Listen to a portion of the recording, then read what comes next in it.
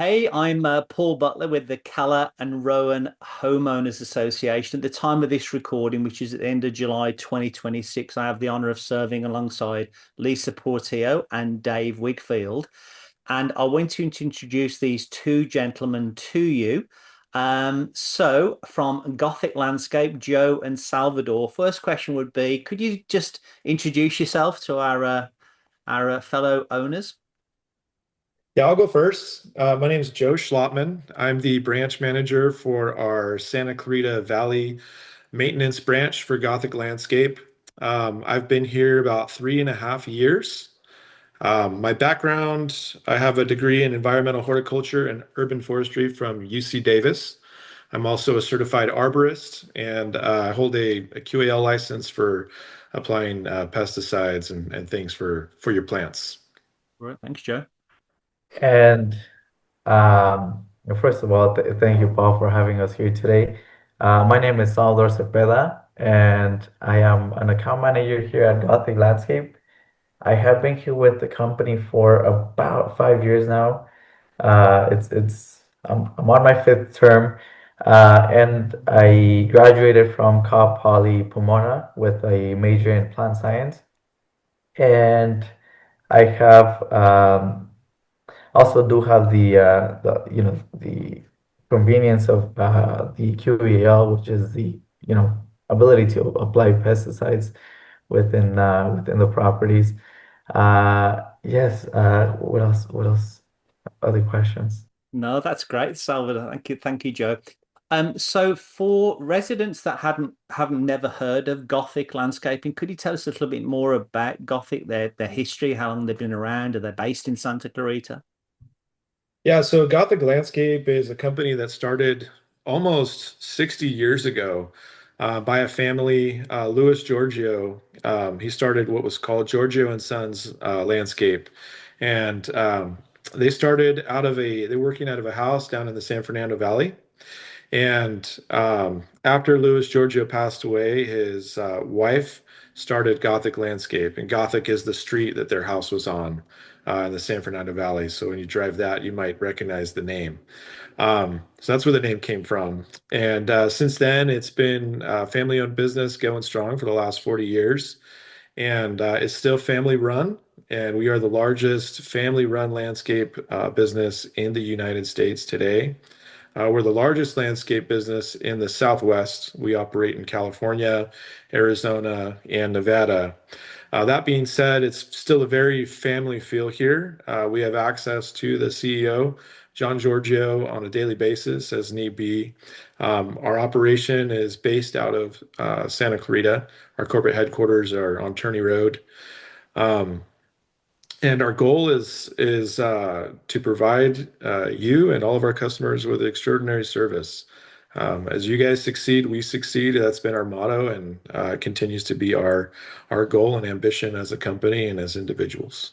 Brilliant. Thank you, guys. I think the second question I was going to ask you, we've already answered, which was obviously about your role within Gothic and your background. So moving on to question three. So at the time of this recording, so again, we're in late July 2026. You guys took over for us on May the 1st from Oak Ridge. And Oak Ridge were the landscaper that we inherited from the developer board, and for a variety of reasons, we decided to switch. But at this point in time, what have you done since taking on this account for our owners to be aware of? That's a very good question, Paul. So I feel like we've done a lot, but let me start with the simple. We switched the strategy in which the landscape is serviced. One of the things that we saw within Kala and Rowan was plant material not thriving. Mhm. So one of our main tactics with service was go back to the fundamentals of natural pruning, natural care for the plants, inspect irrigation, make sure that everything's running as it was assigned to be running. So at times, within this community, we found areas that were underwatered, areas that were overwatered, and both alike can cause plant decline over a long period of time. So it's definitely looking a lot better. Plants are looking healthier. We've been able to identify diseases within plants and spray for them so that they do recover. But yeah, that's among the many things that we have done. But most of the major work is definitely irrigation. We just finished the mulching project, which I know it's I know we have just the Kala garages just spending just because that was a whole different topic with the with getting to those areas, but I'm sure we'll touch base on that as we go through this these questions. Brilliant, brilliant. Next question I was going to ask you, if I may, just moving gears slightly. I'm sure many of our owners hear the phrase zone zero, which obviously scares people a lot. I just wondered from what you know at the moment, because I know that nothing's been firmed up yet, but what do you know about zone zero and what may be coming down the pipe? So zone zero is essentially a protection zone that the state has identified or defined as 5 feet around any structure or home. And the goal with that zone zero is to remove flammable materials from that area as an attempt to defend against wildfires. Currently, the state has tasked the Board of Forestry, the California Board of Forestry and Fire Protection, with the task of implementing or basically defining what Zone Zero means for home and property owners and what the implementation of Zone Zero strategy would look like. Currently, they're going through the process with all these rules, and actually should have final rules and an implementation process approved by the board by August 19th, I believe. Implementation could start as soon as September the following month. But from what I've read on the board's page itself, that there's going to be an implementation process for the zone zero areas. So it's not going to be, we approve these standards and we expect them to be, rolled out and complied with in the next month. It sounds like there's going to be a 3-year program for trees and a 5-year program for the rest of the vegetation around homes. And it also states that well manicured vegetation may be allowed to stay next to homes. So it's not a blanket. We're getting rid of everything next to the homes. There's going to be allowance for existing fences that might be of built of flammable material, existing shrubs. We don't know what the ruling on mulch is going to be yet. I think we'll talk about that in a little bit as well. Um, but it sounds like the state's going to be pretty gentle in its implementation and pretty forgiving as long as people are making meaningful progress to that zone zero goal. Um, Also, local jurisdictions may have the ability to implement their own specific plans or programs. So there's still a lot to be rolled out and a lot to learn. But yeah, it's going to be an interesting time. Brilliant. So on to question 5, if I may, the whole subject of mulch. As Salvador just said, we just laid a mulch across Cala and Rowan. What are the benefits of applying mulch? So let's forget the zone zero conversation. Let's imagine that isn't on the horizon as a potential risk. But what are the benefits of mulch? I mean, a lot of people say, well, after a little period of time, it doesn't look so nice. I mean, is it just a cosmetic thing, or does it serve as some form of nutrient? Yeah, it serves a great purpose. The aesthetics are, the most visible, purpose that you're going to see. It's going to make your place look better, right? We all love looking at mulch better than we look at, bare soil. Um, but it serves a number of purposes. So it's gonna reduce the temperature, the soil temperature, in the summertime. Like right now, we're getting heat waves and having record temperatures in areas. So the buffer of that soil temperature is going to really help root growth. Um, it's also going to help us retain soil moisture. So you're going to have to put out less water over the long term. So as you're blocking those UV rays, there's not as much evaporation happening. So soil retains more water. As the mulch breaks down through natural biological processes, that organic matter ends up in the soil. And soil organic matter is actually really important for nutrient uptake in plants. So as the organic matter breaks down, it allows the soil to hold on to micro and macronutrients that the roots will use for plant health. Um, and then one of our favorites, right, is that it can stamp out weed growth. So as you have seed bank in the soil, blocking out the light and the heat from the sun can really reduce the amount of seed germination that we have from weeds. Yeah, brilliant, brilliant, brilliant. Uh, Next question, I think just with regard to mulch, subset of that question, how long will it last us? Is this something we need to do every year, or will it last us a couple of years?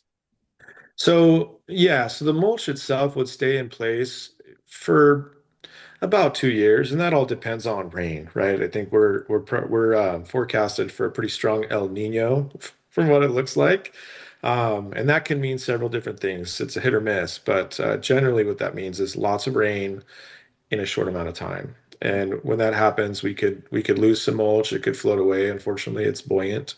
Um, so when you get rain in a mass, right, that's one concern. Um, Over time, it can also kind of drown out that color. So in about 12 months, because of UV exposure and both water, right, you could see a deterioration in the color of the mulch. But the full, mulch profile should stay there for about 2 years and have a useful life. The aesthetics portion, right, is I think what's going to push us to add more mulch before the actual useful life of the mulch is gone. And in that regard, we don't have to come back with a full 2 inches, right? We can come back and do we like to call it like a dusting or 1 inch, Mm. so use half the material and get the benefit of the looks. Um, so that's kind of our strategy for mulch, and it's a give and take. Sometimes it lasts longer than others depending on our climate. Yeah, really, really good to know that is. So as we get ready for our budget for at the time of this recording, as we get ready for the 2027 budget, which would be, if you like, the odd year, as for want of a better expression, we might want to look at building in a budget for, say, the 1 inch, the dusting, and then in 20, Yeah, unless Zone Zero changes things, looking at doing a full replace in 28. Like on the, right. yeah, Yeah, beautiful. Um, Question seven I wanted to ask you was, as you know, under our rules, which again aren't rules that me, Dave, and Lisa made up, they're the what they call the CCNRs, and obviously they're all voted on by the residents, the owners. So under our rules, residents are restricted from installing their own plant material, trees or pots on what we call the common areas. And I just wondered, why is this an issue, and what do we mean when we say common areas? So I can tackle this question. This great question. The common areas are, how I look at the common areas. Basically, it's everything that's uh, irrigation related or irrigated by HOA. Uh, those are areas where, the association maintains plant material. So now the question of why we don't recommend and why it shouldn't be allowed to use different plant materials is because there's 1,000 different opinions, right? In terms of what I like, what plants I like in front of my yard. And if we go with those 1,000 plants, they each differ in plant needs, water usage, and for the most part, I mean, we have 23 different plants within Kala and Rowan, but those 23 plants they align within the water usage. Mm. Where if we start using different plant material with different water needs, and it just messes up everything. So that's my biggest concern with new communities is um, you know maintaining the same plant palette And if there are some plants that aren't thriving within the community, it's looking to see what other varieties make sense within the water usage that they will use. The the climate, if they're able to tolerate high sun conditions, because Cal and Rowan, I mean, you do look at Cal and Rowan and you're like, oh man, it's a lot of sun in this area, right? And we haven't gone through all the seasons. I'm sure the winters too, they have an effect on plant material, so we got to make sure that uh, they are able to withstand cold temperatures. So yeah, If I can slide in here, one of the reasons I can think of that you'd want to maintain the continuity in the plant material is for the preservation of the home values, right? When you buy a home in Cala and Rowan, you come there, you expect a certain look, a certain aesthetic. And if one homeowner is allowed to change that aesthetic, it could deter from the overall aesthetic of the community and potentially reduce property values. So I think that continuity is really important to maintain the individual identity of each association.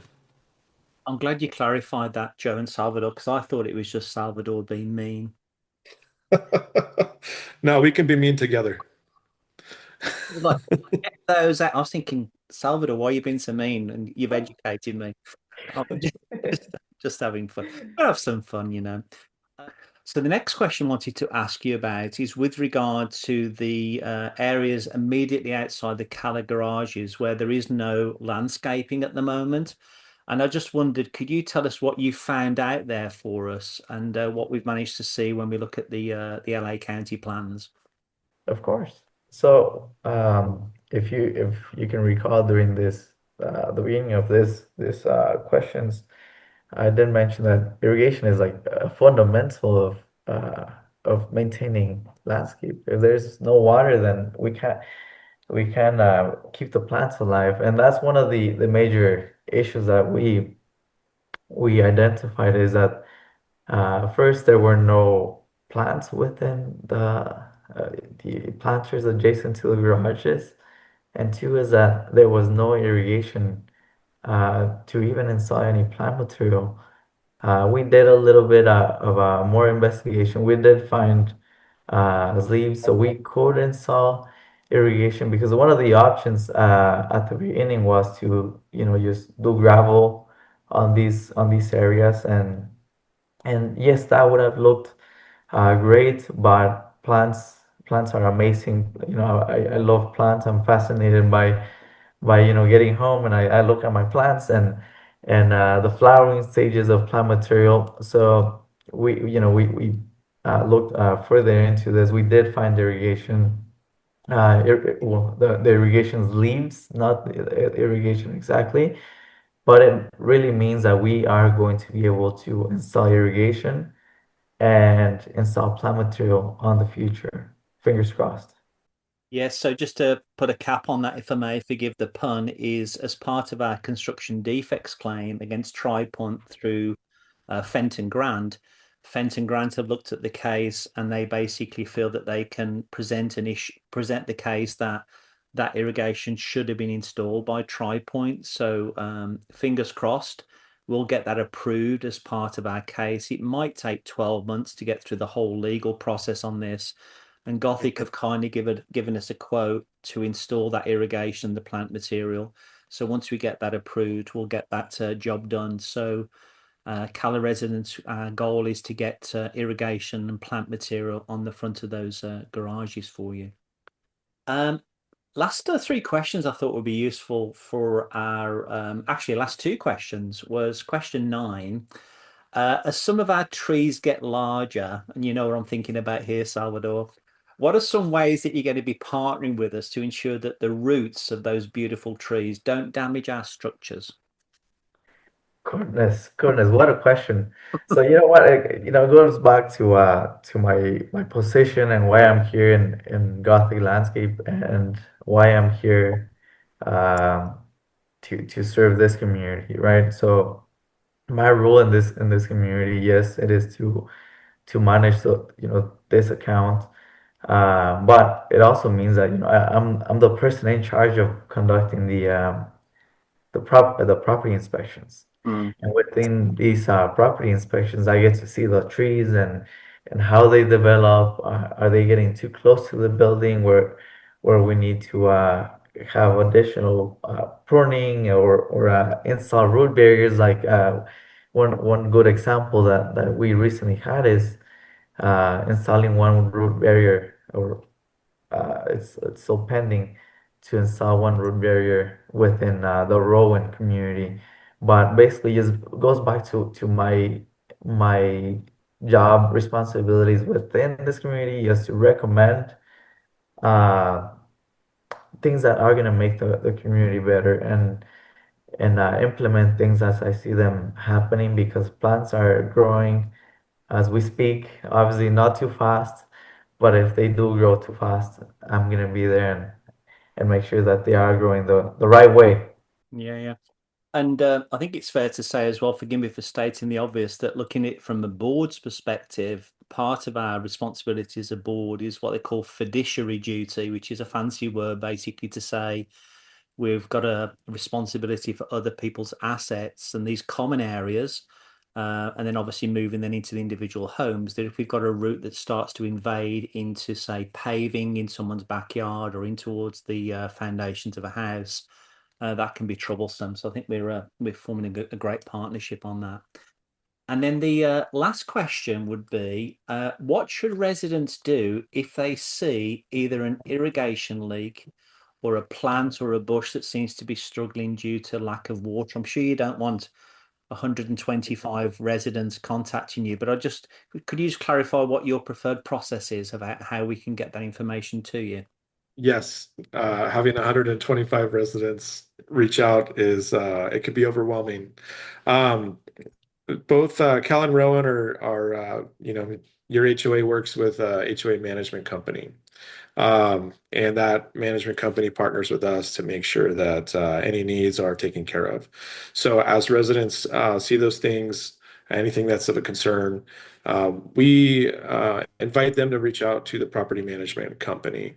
That way, there's a sure set process by which those issues are tracked and sent over to our office for both Salvador and I to have a look at. Um, and there's a full tracking process for that so that nothing falls through the cracks. I know a lot of residents might say, "Hey, I saw the irrigation guy out there, or I saw the crew. I told them about it." The problem with that is that there may be a language barrier, and a lot of times our guys will say yes and nod, and they might not fully understand. So that's an issue.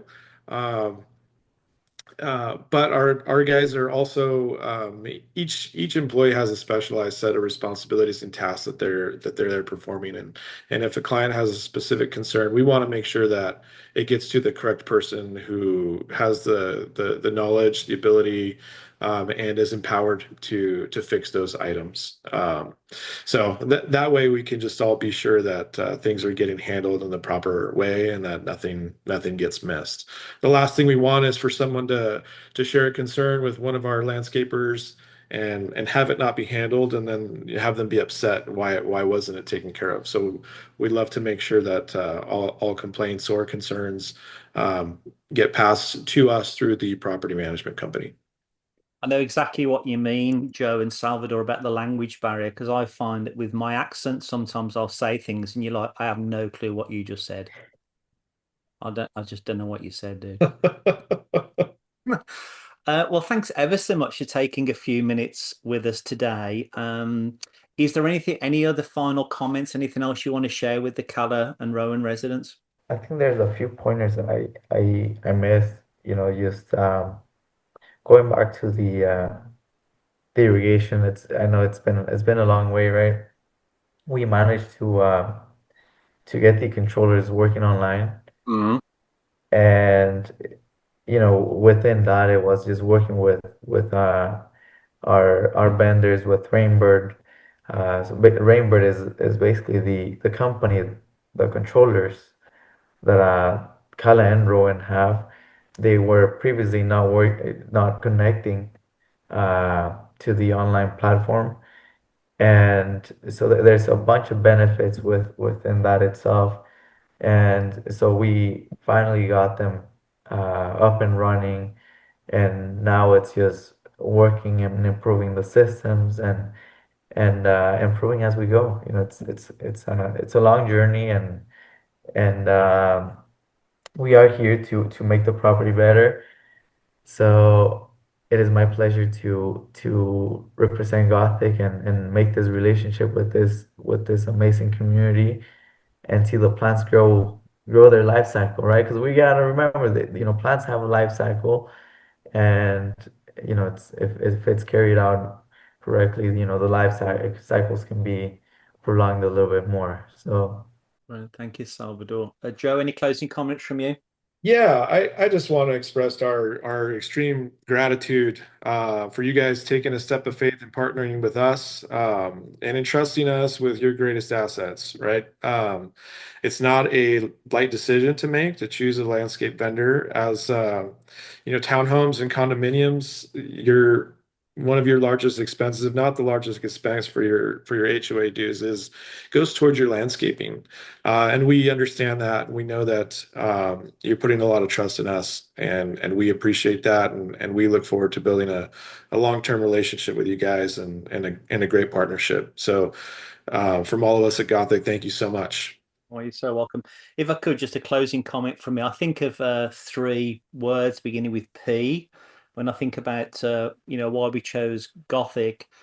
First of all, I'm sure residents are thinking about price. Well, obviously, all of the information is transparent. You can get access to the contract if you want to see it. You see our financials as owners if you want to look at the financials. You can always contact me, Dave, or Lisa if you've got any specific questions. But just for your peace of mind, the price that we were paying for Oak Ridge on a monthly basis is more or less the same dollar that we're paying Gothic. So it wasn't a higher cost and it wasn't a lower cost. So price, no problem at all. When I think about proactivity, if I was to refer, as I have referred Gothic to other associations up here and will continue to do so, both the other sub associations as well as the Master HOA. And as we grow and grow up here, I mean, there's going to be about 3,000 homes now. We're going to be about 30,000 homes. There's going to be a lot of condos and townhomes. So my prediction is we're probably going to have 25 subs up here. And as I say, the word proactivity, I've just found that you guys have just been tremendously proactive. And there's no value in bad mouthing Oak Ridge, but the key difference I've found with Gothic is you guys are so proactive, and all the subsets of words like that, professional and all that stuff. And then the other P word, which I love, and I picked this up immediately when I met both of you, is passion. And it's clear to me that you really love what you do. And because you love what you do, it comes through in the quality of what you do. So I just want to say a really, really big thank you on behalf of Calla and Rowan. And I'm so looking forward to this relationship moving forward. And could I offer you a virtual high five? Oh yeah. Again, thanks for taking some time with us, guys. thank Yes. Thank you, Paul. Thank you.